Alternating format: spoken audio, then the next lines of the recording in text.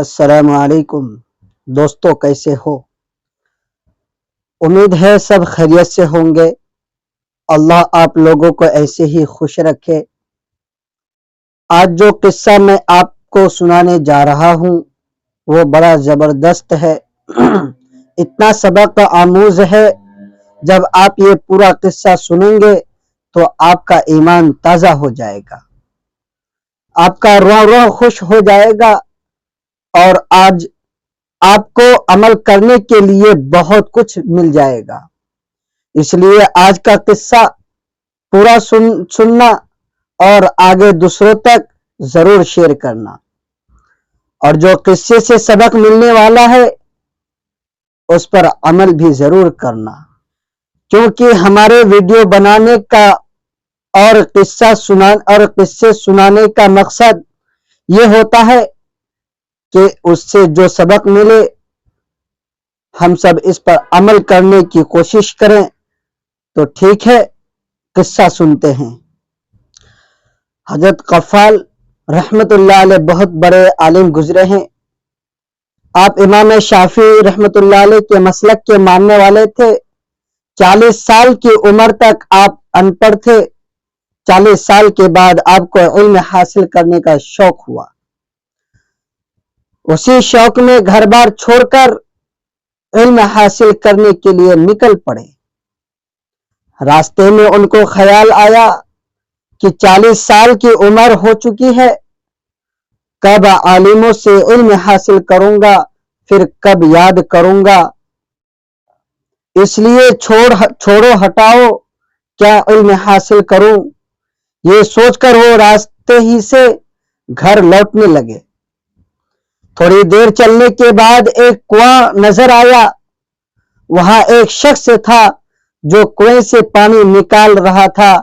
اس کنویں کے چاروں طرف پتھر کی دیواریں تھی۔ رسی کے بار بار رگڑ کی وجہ سے پتھر کی وہ دیوار بہت زیادہ گھس چکی تھی، بلکہ اس کا کافی حصہ کٹ چکا تھا۔ جب انہوں نے اس منظر کو دیکھا تو اس کا ان کے دل پر بہت اثر ہوا۔ انہوں نے سوچا کہ جب ایک رسی کے بار بار رگڑ کی وجہ سے اتنا مضبوط پتھر کٹ سکتا ہے تو کیا ہم مسلسل محنت کریں گے تو کامیاب نہیں ہوں گے؟ انشاءاللہ محنت کے بعد ہم ضرور اپنے مقصد میں کامیاب ہوں گے۔ اور علم دین حاصل کرنے کے لیے یہ سوچ کر گھر نہیں آئے، بلکہ واپس علم دین حاصل کرنے کے لیے چلے گئے اور خوب محنت سے علم حاصل کیا۔ ان کی محنت رنگ لائی اور ایک وقت آیا کہ آپ بڑے عالم بن گئے اور دین کا بہت بڑا کام کیا۔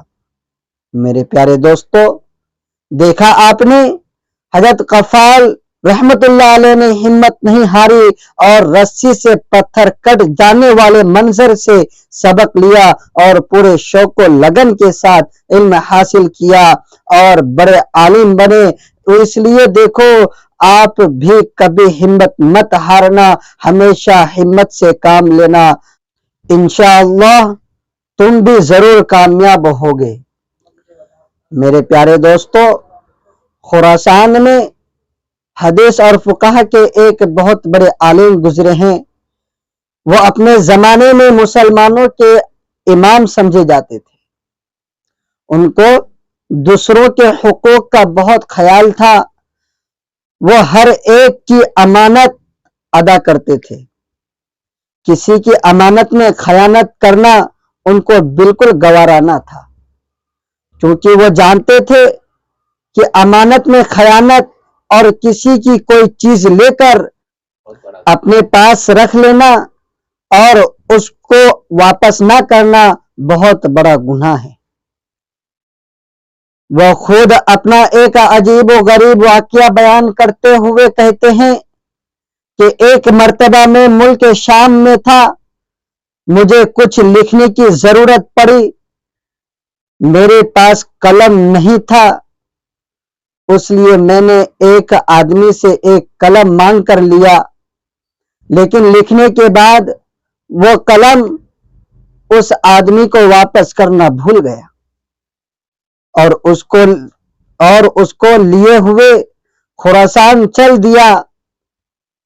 جب میں بہت دور خراسان کے مروہ نامی شہر پہنچ گیا تو مجھے یاد آیا، دیکھا کہ وہ قلم تو میرے ہی پاس ہے۔ مجھے بہت افسوس ہوا کہ میں دوسرے کا قلم لے کر چلا آیا، یہ تو اس کی امانت تھی، اگر میں اس کو لیے ہوئے یوں ہی چلا گیا تو پھر یہ امانت میں خیانت ہوگی۔ اس لیے میں نے یہ سوچا کہ چاہے جتنی پریشانی اٹھانی پڑے، بہرحال مجھے اس قلم کو واپس کرنا چاہیے۔ یہ سوچ کر میں فوراً ملک شام کی طرف لوٹا اور اس آدمی کو تلاش کر کے اس کا قلم اسے واپس کر دیا۔ میرے پیارے دوستو، جانتے ہیں وہ صاحب کون تھے؟ وہ عبداللہ بن مبارک رحمت اللہ علیہ تھے، جنہوں نے صرف ایک قلم واپس کرنے کے لیے خراسان کے مروہ شہر سے دوبارہ ملک شام کا سفر کیا۔ ایک چھوٹی سی امانت کی ادائیگی کا ان کو کتنا خیال تھا۔ ہم سب کو بھی چاہیے کہ اگر ہمارے پاس کسی کی کوئی امانت ہو یا استعمال کرنے کے لیے ہم نے کسی سے کوئی چیز لی ہو تو کام کرنے کے بعد فوراً اس کو واپس کر دیں، اپنے پاس اسے نہ رکھیں، ورنہ یہ امانت میں خیانت ہوگی اور آخرت میں اس کی سخت سزا ملے گی۔ اگر آپ نے ابھی تک چینل کو سبسکرائب نہیں کیے ہیں تو لازمی کر لیں۔ پھر ملتے ہیں اگلی ویڈیو میں۔ اللہ حافظ۔